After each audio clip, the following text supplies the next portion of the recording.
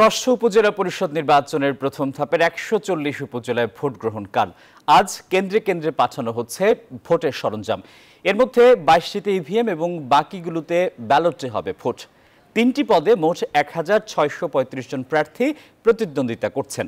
এর মধ্যে চেয়ারম্যান পদে ৫৭০, ভাইস চেয়ারম্যান ৬২৫ এবং মহিলা ভাইস চেয়ারম্যান পদে ৪৪০ জন প্রার্থী রয়েছেন।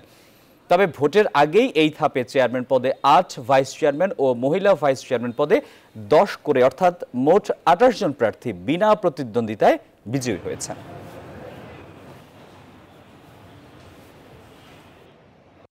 আমরা প্রিজাইডিং অফিসারের মাধ্যমে আজকে আমরা নির্বাচনের সামগ্রী কেন্দ্রে কেন্দ্রে পৌঁছে দিচ্ছি। আমাদের নিরাপত্তা সহ সার্বিক কার্যক্রম অত্যন্ত সুষ্ঠু এবং সফলভাবে আমরা সম্পন্ন করেছি। আশা করি এখন আমাদের প্রিজাইডিং অফিসার মহোদয়বৃন্দ নির্বাচনী মালামাল নিয়ে আইন শৃঙ্খলা বাহিনী সহ স্ব কেন্দ্রে গমন করছেন। কিছু বাকি আছে।